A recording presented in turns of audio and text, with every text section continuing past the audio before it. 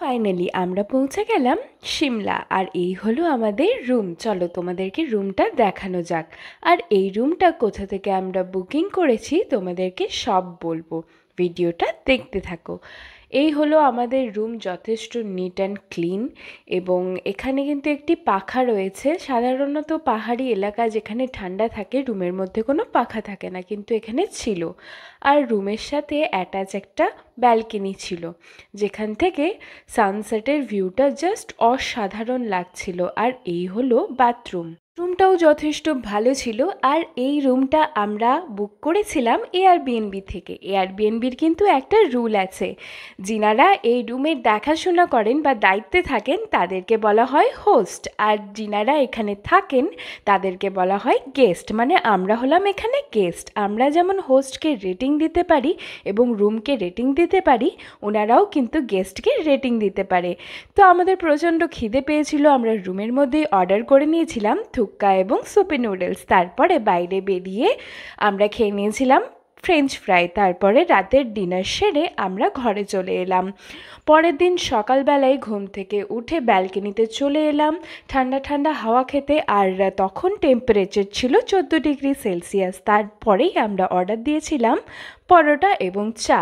তো পরোটাটা যথেষ্ট সুন্দর ছিল। লাস্ট এরকম সুন্দর পরোটা আমি অমৃতসরে খেয়েছিলাম, আর এখন এখানে এসে খেয়েছি। তো আমরা এখানে লোকাল সাইট সিন করছিলাম যে কোথায় কি কি আছে আর না আছে। আর আমি তো ফার্স্ট টাইম সিমলা এসেছি, তাই খুবই এক্সাইটেড। আর তোমরা বলো কে কে সিমলা ঘুরে গেছো? তো প্রচণ্ড খিদে পেয়েছিল। দুপুরবেলায় আমরা একটা জায়গায় খেতে ঢুকলাম। আর এখানে অ্যাম্বিয়েন্সটা দেখে মনে হয়েছিল যে খাবার দাবার ভালো হবে, কিন্তু সত্যি কথা বলতে গেলে এখানে খাবার আমার অতটাও ভালো লাগেনি। অর্ডার দিয়েছি, খেতে তো হবেই।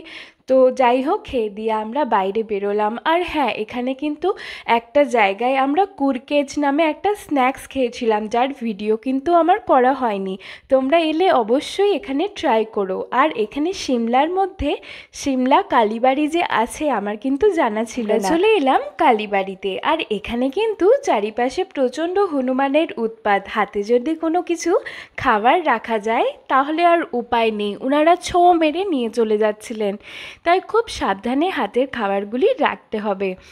আর এখানের হিমাচল প্রদেশের একটা লোকাল খাবার হলো সিড্ডু। আমার খুব খাওয়ার ইচ্ছে থাকলেও উপায় নেই, সরকারবাবু যে খাবে না, তাই আমি এত বড় সিড্ডু একা খেতে পারতাম না। তাই আপেল নিয়ে আমরা রুমের দিকে রওনা দিলাম। আর এখানে কিন্তু গ্রিন আপেলটা যথেষ্ট টক ছিল, কিন্তু আমি কাশ্মীরে খেয়েছিলাম গ্রিন আপেল বড়, যথেষ্ট মিষ্টি ছিল। আর এই রেড আপেলটা ঠিকঠাকই ছিল। তো আমরা রাতে অর্ডার করেছিলাম থুক্কা। পরের দিন ভোরবেলায় আমরা চলে এলাম বাসে। এখানে লক্ষ্মী হলিডেজে আমরা বাস বুক করেছিলাম।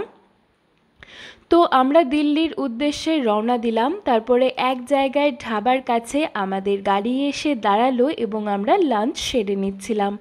লাঞ্চে ছিল রুটি, চিকেনের একটা আইটেম ছিল এবং ছিল গ্রিন স্যালাড। তো তোমরা বলো আমার ভিডিও দেখতে তোমাদের কেমন লাগে, প্লিজ কমেন্ট করে জানিও, তাহলে আমিও একটু উৎসাহিত হই আর কি। তো এই ছিল আজকের ভিডিও। চলো, আমি নিশা আজ তবে বিদায় নিলাম। দেখা হচ্ছে অন্য ভিডিওতে। চলো, টাটা।